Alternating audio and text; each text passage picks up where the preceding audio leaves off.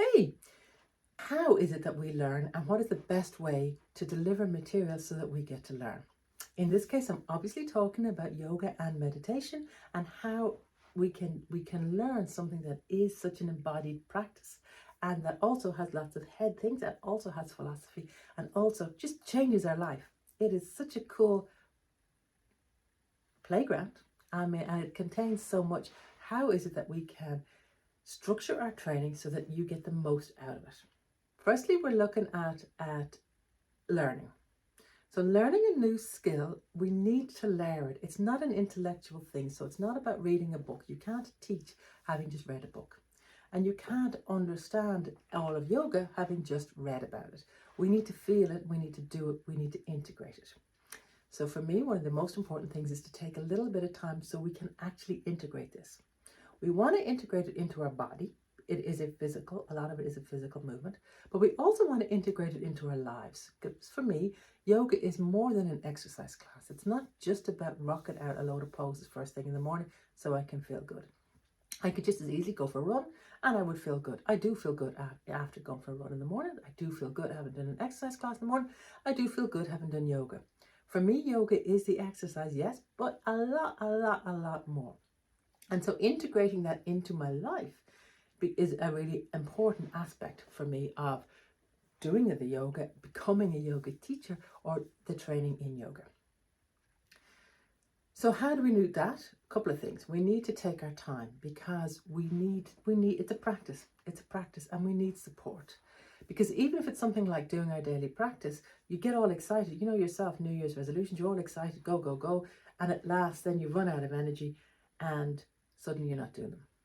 So building it up bit by bit and having the support of the group and the support of the training to really embed a practice in our life takes time. Building up skills to teach and to understand the poses takes time.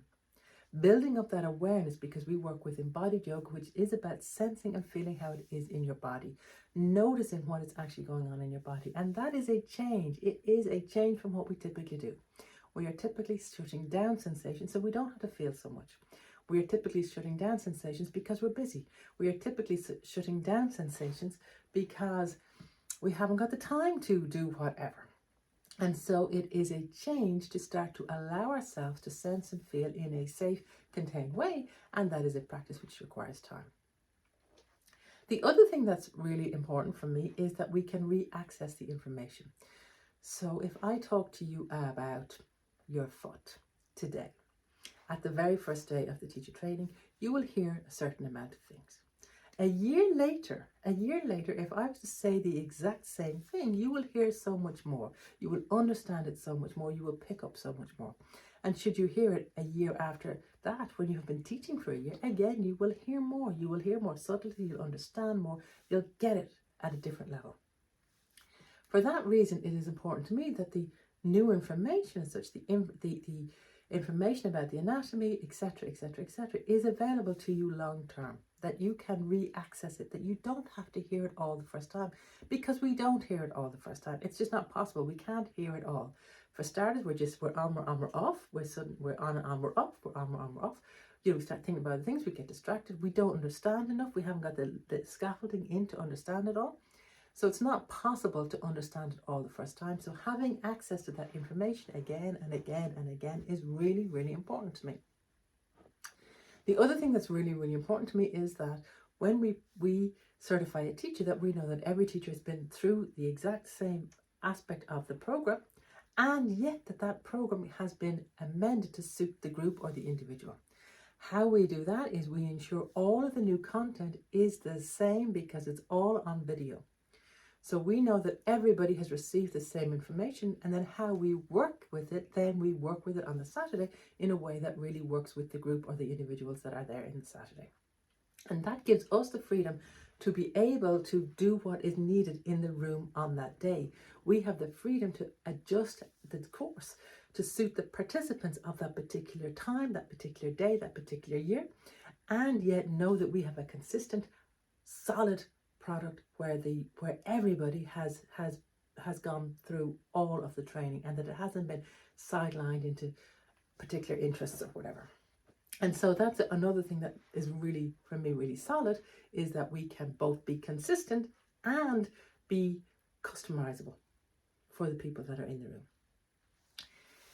Another reason that I love this blended material is so we have the layering effect, the fact that you can go back to it, the fact that we have consistency across all of the teachers that are coming out from an Aruna training. The other thing that I really love about it is that it allows it to be integrated into our lives by drip feeding it. So there's no big brain dump. There's no big like, whoa. Each Saturday we have workshop all the material. But then each week there's maybe an hour of new material or an hour of new practice or an hour of, plus then a check-in where we meet and we have our little tutorial calls for an hour. And so each week we're checking in, dropping in, dropping in, dropping in, dropping in. How's it going? How's it going? How's it going?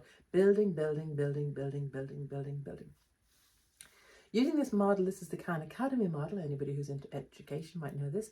And their idea was that we switch around what we do in school, so that the learning new material happens at home on the computer, so that when you're in the room with the teacher, with the expert, that you actually get the value from them. So that I'm not standing ever at the top of a room giving a lecture, because I can do that on video.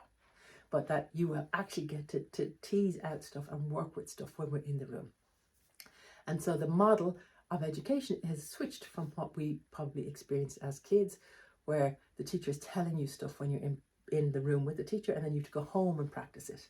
We switch it, that you get to practice with the trainers and the assistants in the room with you. The other thing that's fantastic about, or that was important to me, was that we are able to also do our life.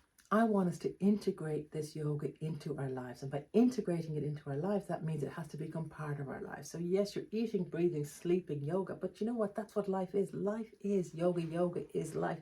There isn't a difference. And if we can integrate into our yoga into our life, then when we are in a stress situation in our life, be it that we're running late, be it that our boss has asked us to do something that we don't want to do, be it that, I don't know, we get a phone call that we have to make a phone call we don't want to make, be it that our 2-year-old has just thrown a wobbler on the floor in front of us and we're late, be it that we've just spilt the milk, whatever, that we have integrated, we can integrate our yoga into that moment,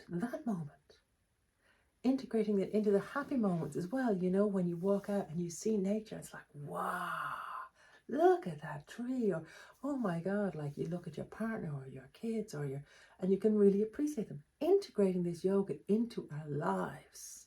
It's not just an exercise class. So how do we do that? We make sure there's space for our lives and our yoga simultaneously.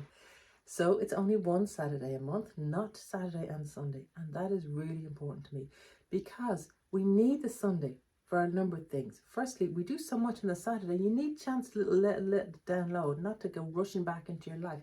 You go rushing back into your life and the download hasn't happened. The download is really important.